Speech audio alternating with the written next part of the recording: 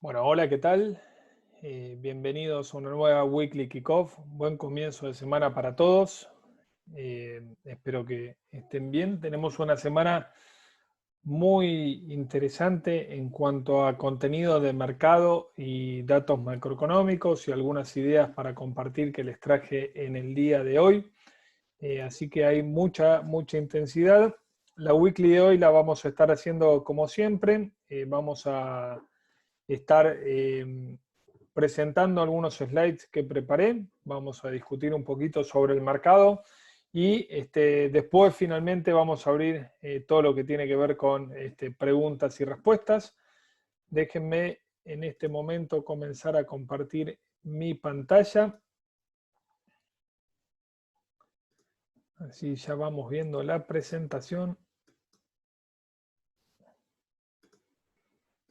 Bueno,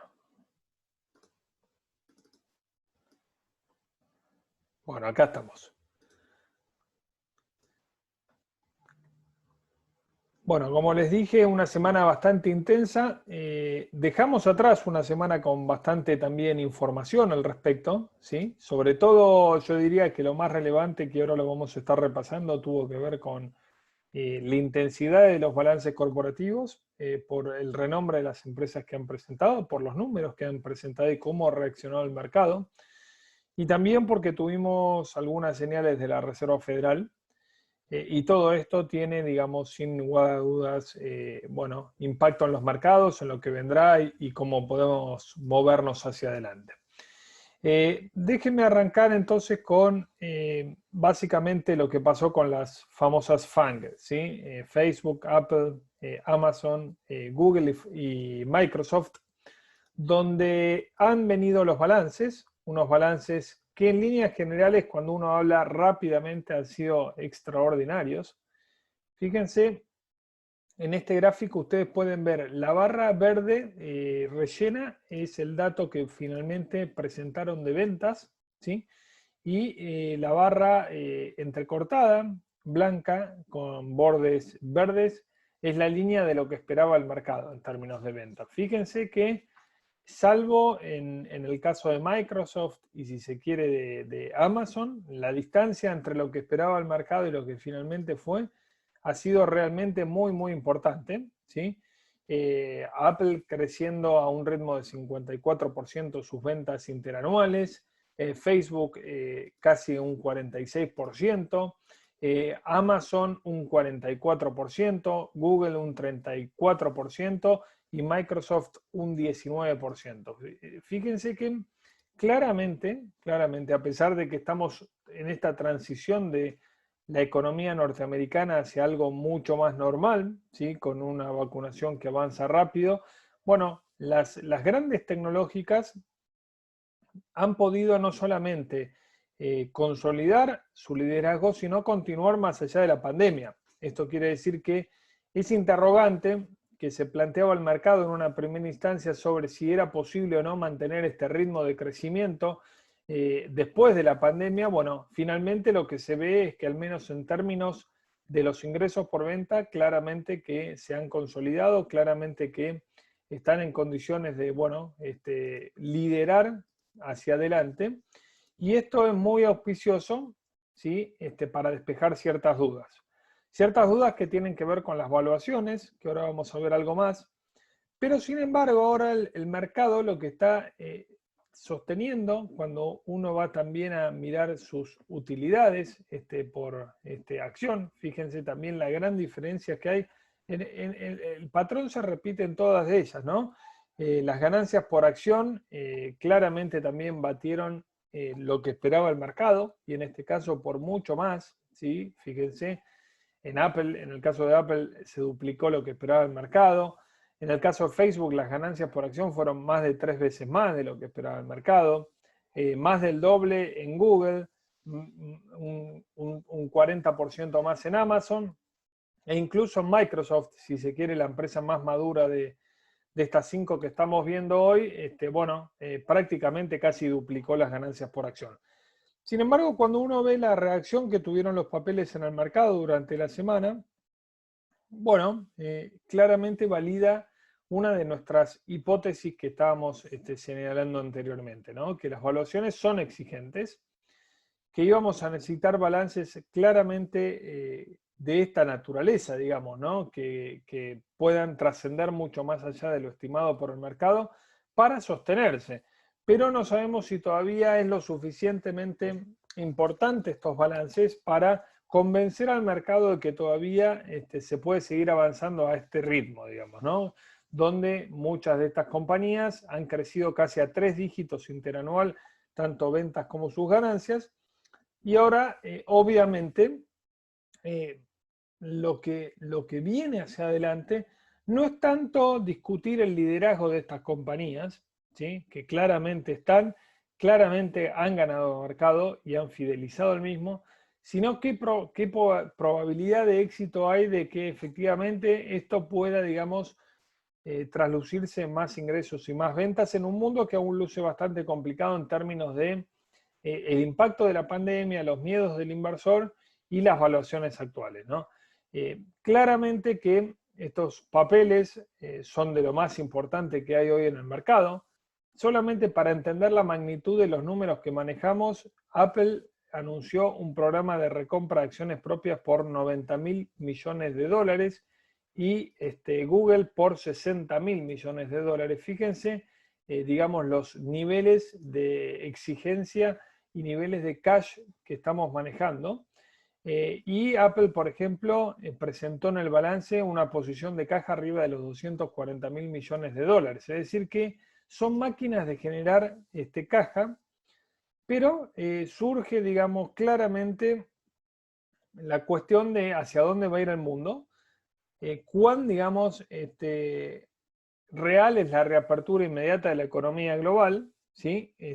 Con todo lo que estamos viendo, por ejemplo, hoy en lo que es India, el rebrote, y también lo que es básicamente todo lo que es América Latina y Sudamérica, principalmente, y eventualmente un ritmo de vacunación que obviamente está muy bien establecido en los Estados Unidos y empezó a traccionar en la Unión Europea, pero el resto sigue con bastantes dudas, ¿no?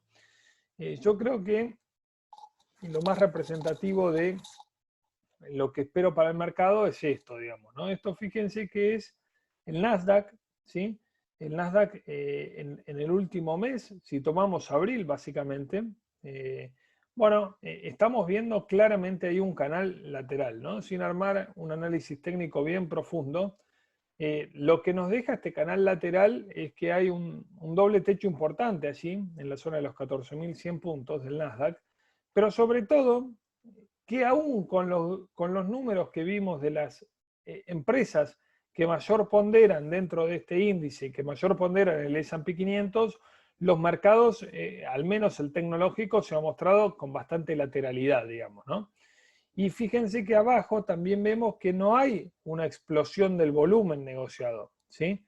Entonces, claramente, esto nos alerta de que, bueno, aún con balances espectaculares, aún con balances que están muy por encima de lo estimado, el mercado ciertamente luce agotado de corto plazo, ¿sí? Y hay que ver entonces cuál va a ser el driver, si no han sido estos balances, que puede impulsar el mercado hacia adelante, digamos, ¿no? Y eso es una gran incógnita. Obviamente que estamos en el medio de la temporada de balances, faltan muchísimos balances por venir, pero los más relevantes están detrás nuestro, y esos más relevantes que han batido fuertemente, digamos, el mercado, claramente no han podido impulsar el Nasdaq hacia nuevos máximos. Así que esto es una consideración que hay que tenerlo en cuenta, digamos, sí, básicamente para lo que podemos esperar al menos de corto plazo en los mercados. Conjuntamente con esto, hay un dicho muy popular en Wall Street, sell in May and go away, ¿sí?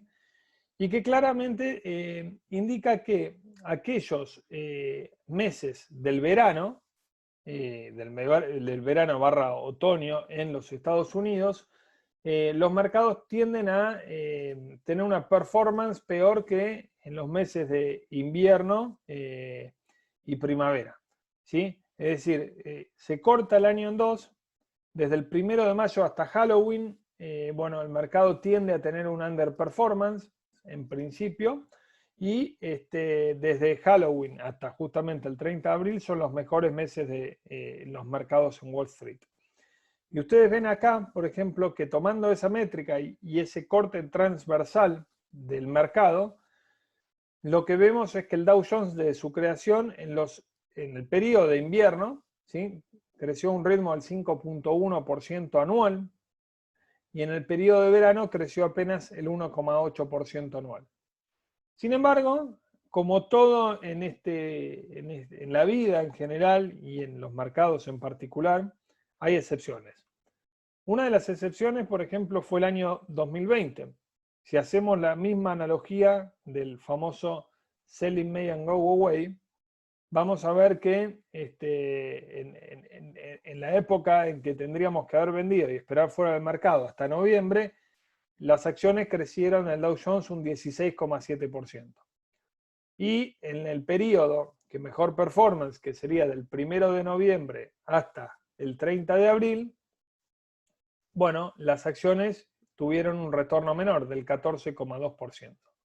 Y si indagamos un poquito más, ¿sí?, y hacemos unos cortes transversales y lo dividimos en los años dentro de cada periodo presidencial, de cada mandato presidencial, desde 1896, el periodo o el año en que más se cumple, digamos, esto de selling May and go away, porque el mercado tiene un underperformance importante, es en el tercer año de cada mandato presidencial. Fíjense que en el primer año, ¿sí?, en el primer año, que sería justamente ahora con Biden, el mercado en épocas del verano tiende así a tener un underperformance, pero no muy significativo. Esto es un poquito más de 2 puntos porcentuales. Es decir, que si decimos que en el periodo invernal, digamos, que comprende noviembre y diciembre del 2020 y estos 4 meses del año 2021 y rindió 14,2%, bueno, si se cumple esta regla del primer año presidencial, entonces el mercado debería tener un rendimiento entre el 11 y el 9% aproximadamente, ¿sí? Nada despreciable como para estar afuera, como dice o como marca esto.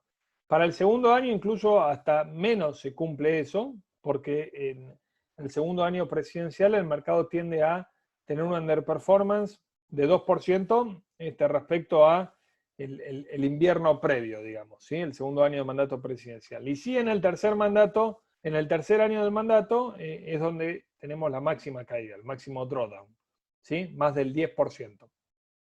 Entonces, como regla general, y si esto se cumpliera en la realidad, en el actual periodo deberíamos tener especial cuidado con la aplicación del Same May and Go Away en el año 2023, ¿sí? Así que, bueno, esperemos esto, cómo se va dando, pero evidentemente al estar atravesando un periodo de muchísima incertidumbre y fuera de lo que es ordinario, lógicamente tenemos que tener bien claro que seguramente el mercado se va a comportar de una manera poco tradicional, ¿sí? Ahora, ¿cuál puede ser la clave, yo decía anteriormente, del alza de los mercados hacia el futuro, al menos de corto plazo? Si no son los balances, ¿qué podría ser? Y bueno, ¿podría ser la Reserva Federal? Sí, podría ser la Reserva Federal, aunque también me da la sensación que está un poco agotado todo lo que es el impulso netamente por la política monetaria. Tuvimos la semana pasada la reunión del Comité de Política Monetaria de 2 días, donde Jerome Powell el día miércoles, conjuntamente con el comité, decidieron mantener sin cambios la tasa de interés de referencia de la Reserva Federal en el rango del 0 y 0,25%, y adicionalmente continuar con las compras o la inyección de liquidez de 120.000 millones de dólares justamente por mes en la compra de bonos del Tesoro y bonos de corporativos de alta calidad crediticia. Y esto, fíjense que se ve en este gráfico, donde este gráfico aquí sobre el margen izquierdo, ven el total de activos de la Reserva Federal llegando casi a los 8 billions, ¿sí? es decir, que hay una continuidad de lo que es las compras, nunca dejó de inyectar liquidez la Reserva Federal, a pesar de la gran mejora en las perspectivas económicas. Y sobre el eje derecho ven las tasas de interés. La roja es la tasa de interés de la Reserva Federal, esta que yo les dije que la dejó en 0 y 0,25% de rango de referencia, nivel mínimo histórico que se mantuvo también desde el 2009 hasta el 2016, donde comenzó justamente a normalizar su política monetaria. Y también tenemos la tasa de los bonos del Tesoro a 10 años, que es la línea verde, con un fuerte descenso desde la pandemia, donde estábamos en niveles del 3%, 2%, 2,5%, llega al 0,5% y se estabiliza en torno al 1,60, 1,70%. Creo yo que también, de vuelta, si bien es una buena noticia que las tasas no estén raleando, como amenazaron al menos semanas atrás, me parece que eso no podría ser el driver de mercado. Yo creo que el driver de mercado podría ser si de alguna u otra manera se acelera la vacunación en las zonas más vulnerables hoy en día, digamos, ¿no? Que se está dando en los mercados emergentes y en países emergentes de alta densidad poblacional, como son Brasil, como es la India, y en definitiva, bueno, como tenemos claramente en el mapa con las zonas rojas más calientes, ¿sí? En la medida que eso no logre solucionarse de manera tal de encauzar una recuperación global más equilibrada, vamos a seguir teniendo esta incertidumbre y creo que los mercados les va a costar ir a nuevos máximos, ¿sí? Y en definitiva también hay que monitorear si justamente luego de la temporada de balances las evaluaciones no han quedado demasiado exigentes aún, no con las grandes tecnológicas como vimos anteriormente, sino ya con el resto del mercado en general. Porque si las grandes tecnológicas no han subido en proporción a la sorpresa positiva que trajeron sus balances, salvo en el caso de Facebook y en el caso de Google, que han reaccionado, pero ni Apple, ni Microsoft, ni Amazon han podido, digamos, dar un salto de calidad, bueno, claramente hay que seguir todo esto muy, muy de cerca. Y en el medio, el legendario inversor Warren Buffett, que mantuvo, digamos, junto a Charlie Munger, la asamblea anual de inversores el día sábado, ¿sí? De Berkshire Hathaway, bueno, dejó algunas definiciones que yo estoy bastante alineado hacia lo que podríamos venir, lo podríamos ver en el segundo semestre, y que es una clara aceleración de la inflación, ¿sí? Habló de una economía que está en una situación de red hot, es decir, muy, muy caliente, en el buen sentido, ¿no? De la recuperación económica. Habló que la gente está dispuesta a pagar precios más altos porque tiene dinero en el bolsillo. Entonces él ve una clara percepción de presión inflacionaria y convalidada, ¿sí? por el consumidor norteamericano. Y también señaló que muchas empresas están subiendo los precios y que hay más inflación de la que las personas en general hubieran anticipado hace 6 meses atrás. Es decir, tenemos una economía que está creciendo muy fuerte por encima, digamos, de la recuperación netamente de lo que perdió por la pandemia. Tenemos el consumidor con mucho dinero en su bolsillo dispuesto a pagar precios más altos, ¿sí? Y tenemos empresas que están subiendo los precios y una expectativa inflacionaria mucho más alta de la que teníamos hace 6 meses atrás. Entonces, claramente es una cuestión y para mí es la cuestión central a atender de aquí a los próximos meses, porque eso puede ser un game changer de lo que fue la tendencia de los mercados y las tasas de interés.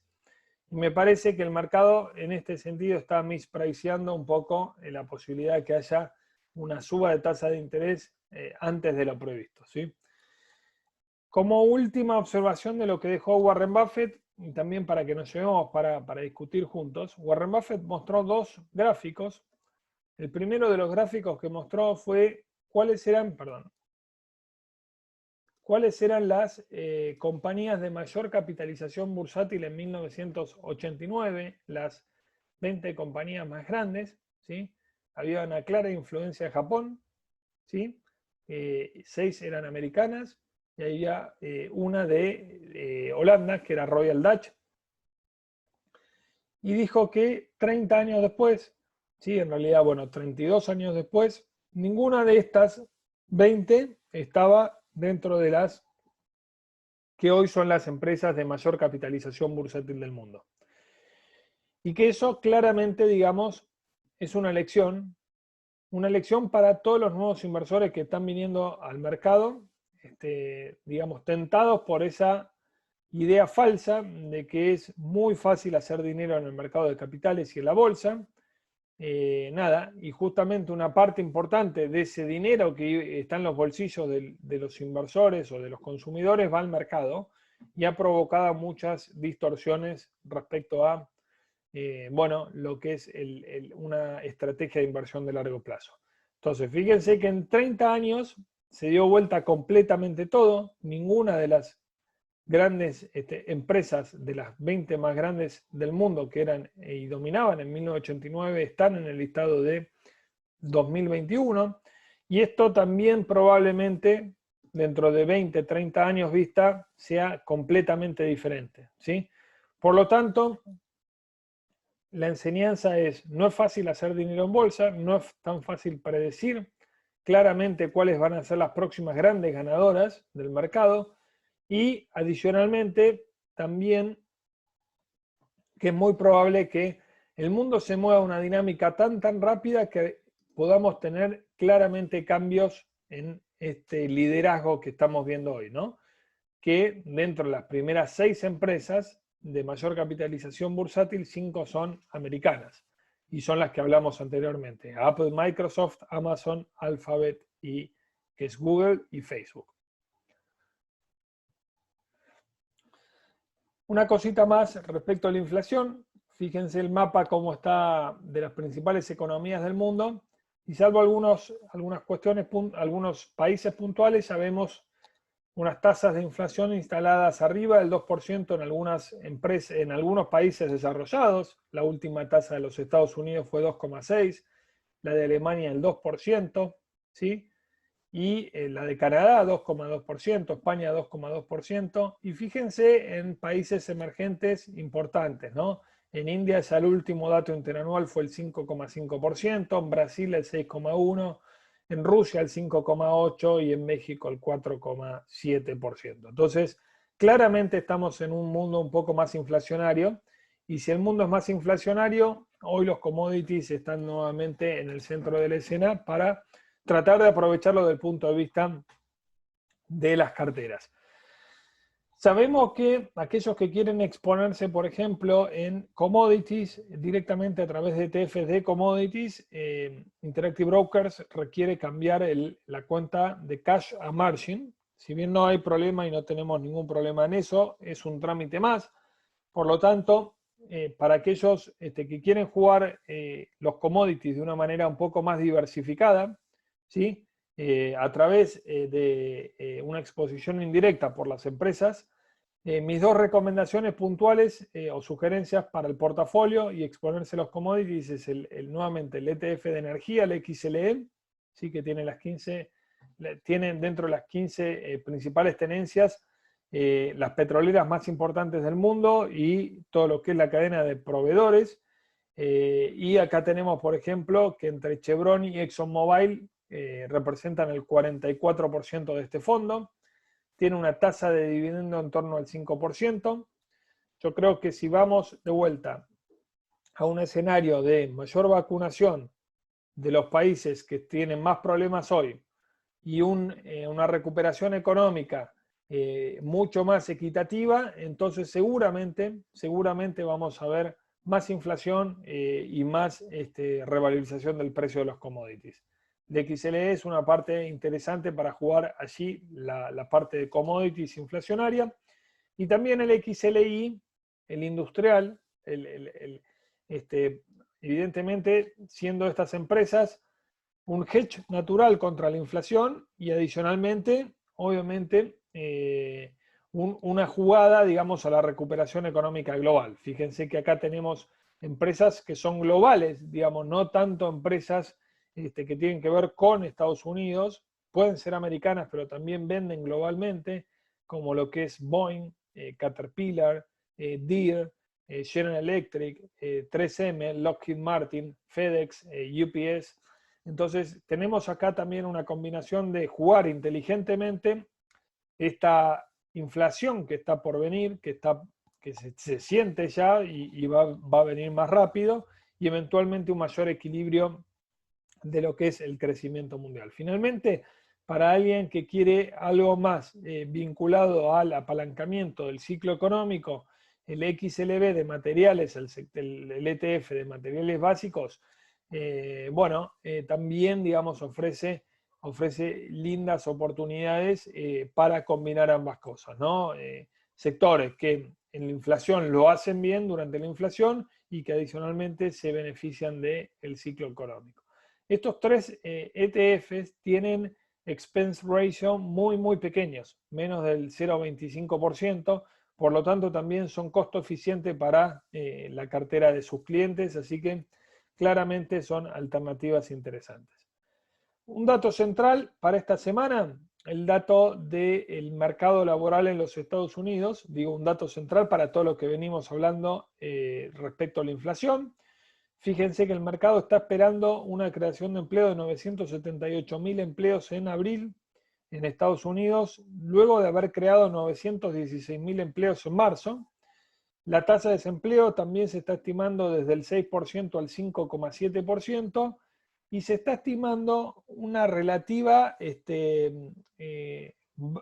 estabilidad en salarios, ¿sí? En el crecimiento de los salarios, mes a mes no debería haber cambios según el mercado. Así que evidentemente eso es lo que vamos a estar muy atentos el día viernes, como ocurre cada viernes, el primer viernes de cada mes, porque son, digamos, datos decisivos para ver efectivamente si se va cumpliendo lo que dice Jerome Powell, de que esta inflación más alta es transitoria, o eventualmente tenemos que preocuparnos mucho más y activar el plan de cobertura inflacionaria para los portafolios. Adicionalmente, dos o tres datos importantes más. Uno tiene que ver con la reunión del Banco Central de Brasil el próximo miércoles. Ahí se está descontando una suba del 0,75% de la tasa de interés de referencia, la Selic, ¿sí? Iría del 2,75 al 3,5%. Esto podría, digamos, apuntalar al real brasileño. Y evidentemente, si hay alguna sorpresa positiva y algún salto adicional al esperado por el mercado, incluso podría ser aún mejor. También tenemos decisión del Banco Central de Inglaterra el día jueves. Vamos a ver cuán está alineado con esta idea de inflación transitoria y si hay algún cambio al respecto de la que habló Powell. Y después tenemos para la Argentina recaudación impositiva el día miércoles y el jueves producción industrial. Y obviamente especial atención a cómo le va a ir pegando todas estas restricciones que se han anunciado al nivel de recaudación económica y al nivel de actividad, ¿sí? Ahora vamos a hablar un poquito más de Argentina. Los datos importantes de esta semana, bueno, muchos balances interesantes respecto a lo que es medio de pagos digitales. Viene PayPal, viene Square, también tenemos todo lo que es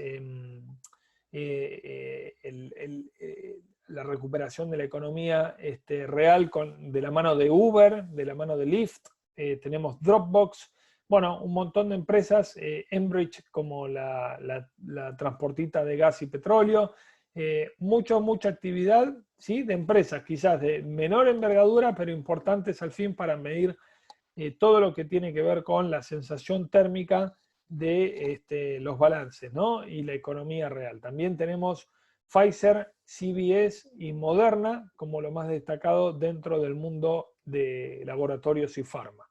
Y obviamente Mercado Libre también el miércoles por la tarde. Hablemos de Argentina brevemente antes de pasar a las preguntas y respuestas.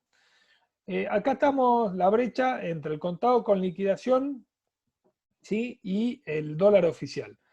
Fíjense que la brecha a principio de octubre estaba en niveles de 89%, luego bajó drásticamente en niveles de a fin de año 68%, y eso pudo mantenerse incluso a lo largo de enero, febrero y marzo, diría yo, ¿no? En torno al 68, 67, 70%. Y ahora vemos cómo empieza a escalar de a poquito nuevamente la brecha, digamos, ¿sí? Y esto, no sé, me parece que el mercado está tentado de ir a buscar niveles de brecha en torno al 70-75% por dos motivos centrales. En primer lugar, porque la inflación no se detiene, ¿sí? Y en segundo lugar, porque las nuevas restricciones y el manejo de la pandemia van a generar mucha más incertidumbre de la que ya teníamos, y adicionalmente la necesidad de emisión monetaria más brusca.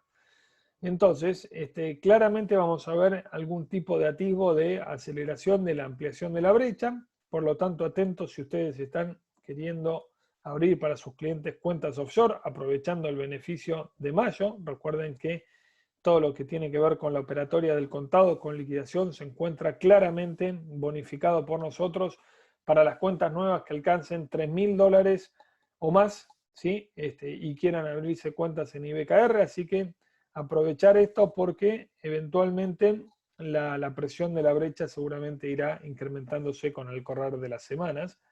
A mí lo que me preocupa es la inacción del Banco Central, digamos, respecto a todo lo que es el manejo de las expectativas inflacionarias. Fíjense que esta es la tasa de referencia de las LELIQ, ¿sí? En el 38%, en el 38% anual, prácticamente inalterada desde abril del año pasado, como si no hubiese pasado nada en el medio, como si no hubiese habido emisión monetaria, como si no hubiese habido una aceleración inflacionaria en los últimos meses.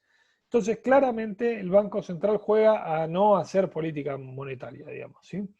Y yo no estoy diciendo que se convierta en un hiperortodoxo, ¿sí? Ni mucho menos, pero sí que haya algo de sentido común. Porque si vos ves que la inflación está presionando, se está acelerando, está generando expectativas negativas sobre los consumidores hacia adelante, y adicionalmente, tenés un dólar que empieza a despertarse, claramente ahí vamos a tener un problema si no hay señales de incentivo a la demanda en pesos, ¿sí? Y fíjense las LELIQ cómo vienen creciendo, digamos, ininterrumpidamente desde octubre de este año, donde fue el mínimo, digamos, nivel donde el Ministerio de Hacienda, conjuntamente con su equipo, había tratado de mostrar señales mucho más ortodoxas. Bueno, empezó a crecer nuevamente la emisión del ELIC, y todo esto tiene como contrapartida, obviamente, emisión monetaria para financiar al fisco. 2 billones de pesos, claramente números muy, muy preocupantes en este sentido. Y todo lo anterior tiene un impacto sobre los activos financieros, ¿no? Desde el punto de vista de las acciones, a todo este esquema monetario y financiero bastante delicado se sumó un round entre el subsecretario de Energía, Basualdo, y el ministro de Hacienda, Martín Guzmán, donde Basualdo responde al ala dura del kirchnerismo y no quiere subir tasas de las tarifas. Guzmán, por el contrario, quiere avanzar con ajustes tarifarios de manera tal de descomprimir un poco el déficit fiscal, y por el momento se había anunciado que lo echaron a la mañana del viernes y todavía permanece Basualdo en su cargo, y todo ese ruido político no hace más que generar más incertidumbre. Y obviamente las más castigadas dentro de las acciones son las empresas del sector. Fíjense el underperformance que están teniendo Transenere, Edenor y Central Puerto, ¿sí? Que son las líneas azules, rojas y violetas respectivamente, respecto al Merval, ¿sí? En lo que va del año. En pesos el Merval cae 4,2%, y estas compañías caen desde el 9, casi 10%, hasta el 18%. Así que claramente acá tenemos, digamos, un escepticismo muy, muy grande. Y si nos vamos al mercado de bonos, obviamente las TIR nos lo dicen todos, digamos, ¿no? Si uno quiere hacer una apuesta especulativa en bonos en dólares, bueno, quizás el bono más adecuado sería la E38, con una TIR de casi 19%, y una duration de 6,5%. Si hay algún cambio y alguna ortodoxia en la política económica, algo que es difícil de vislumbrar, y si no la L41 con un 17% de TIR. Y en CER, ¿sí? En CER nos sigue gustando el TX24 con una tasa de interés real positiva de 5% arriba de la inflación, y el TX23 en torno al 3%, digamos, ¿no? Acá el gran, digamos, temor es que en algún momento el INDEC deje de reflejar lo que es la inflación real o hace una ofensiva política contra el INDEC y sus estadísticas, algo que no podemos descartar de pleno porque ya se ha visto anteriormente. Así que Argentina sigue con pronóstico bastante reservado, con una agudización del frente político y con mucha incertidumbre por las nuevas restricciones. Los nuevos beneficios que les recuerdo están disponibles hasta fin de mayo para la apertura de cuentas en Interactive Brokers. Les estamos bonificando totalmente el contado con liquidación, ¿sí? Para cuentas mayores a $3.000. Y a nivel onshore ya están disponibles todo el menú de distintos CDRs que ya pueden operar. Incluso muchos de ellos están alineados con el informe que les hice llegar de las criptomonedas y cómo exponerse a empresas que invierten en criptomonedas de una manera un poco más inteligente. Con esto son las 17, finalizo la presentación de hoy y ahora, como siempre, abrimos todo lo que tiene que ver con preguntas. Así que soy todo oídos, pueden preguntarme por el chat o incluso preguntarme por el micrófono, no hay ningún problema. Los escucho y muchas gracias por la atención.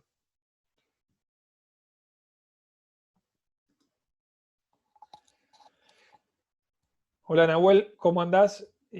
Nahuel me pregunta sobre Vista Oil, ¿cómo la veo? Vista Oil, hay un fondo mexicano que está desarmando su posición, está pisada, y obviamente todo el ruido político que generó los cortes ahí en las zonas cercanas a Vaca Muerta han generado claramente, digamos, mucha más incertidumbre sobre el sector.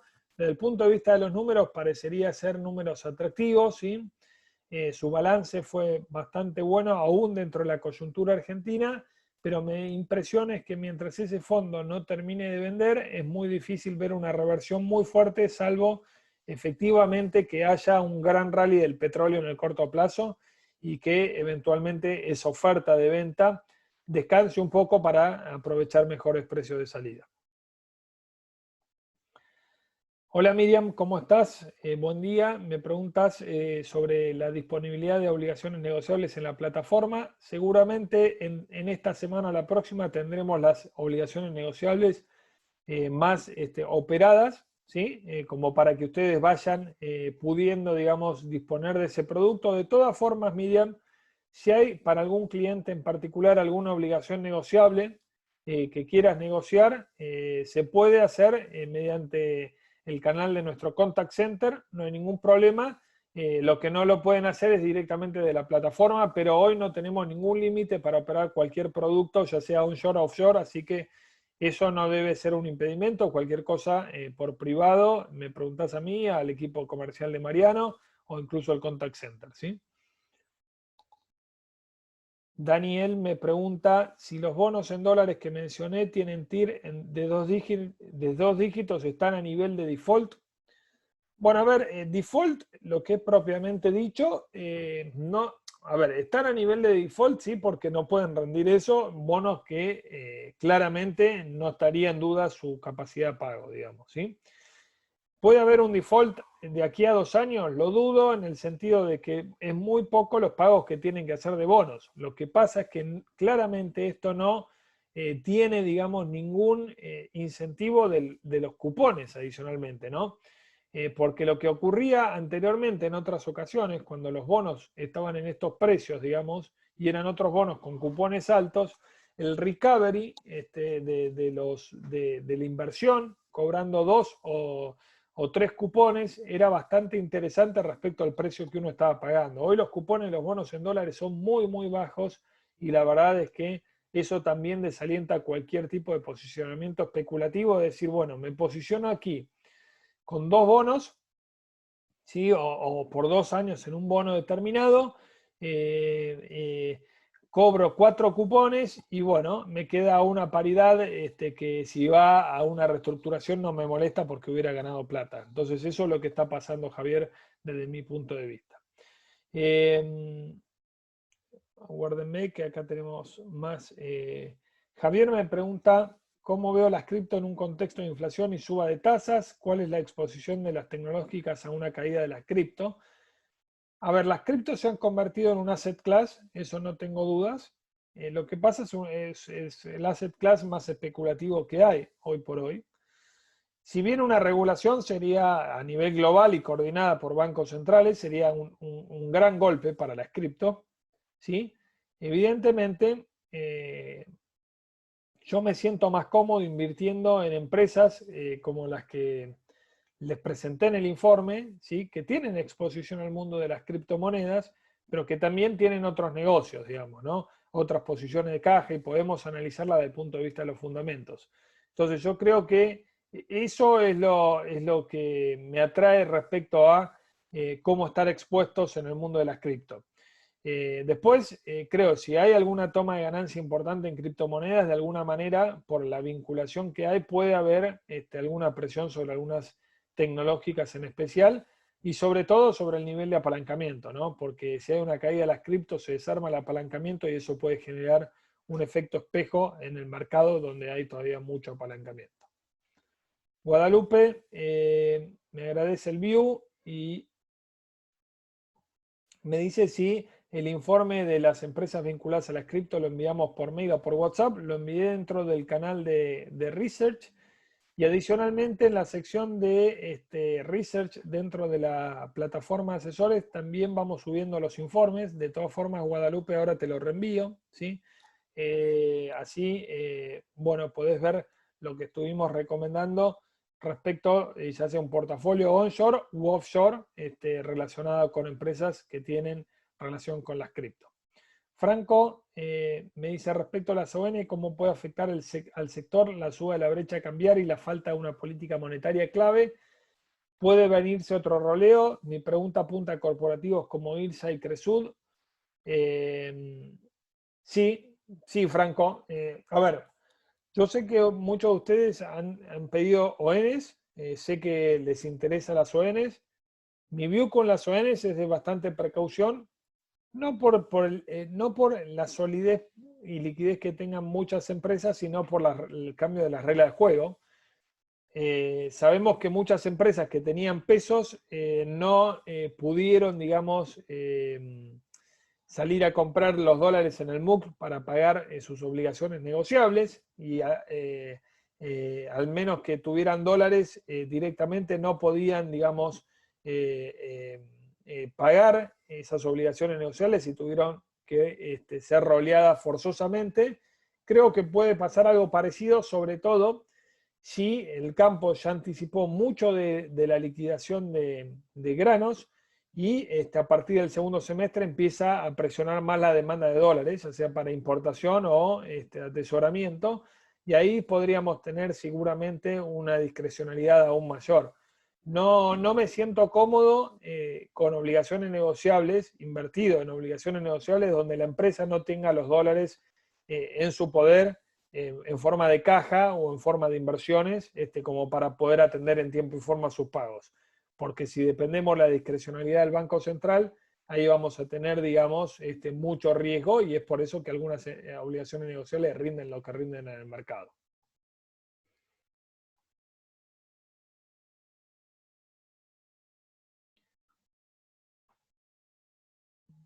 No sé si tenemos alguna pregunta adicional a la de Franco, si no ya estamos en el horario de cierre. Sé que los lunes son complicados para ustedes para atender todos los llamados de clientes, view, etcétera. Vamos a finalizar acá. Esta charla la estoy grabando como siempre y apenas la tengamos subida a nuestro canal de YouTube se la compartimos por WhatsApp y adicionalmente pueden, digamos, estar en constante contacto conmigo para poder ayudarlos en el armado de carteras offshore o lo que desean para sus clientes. Les mando un gran saludo y que tengan una excelente semana.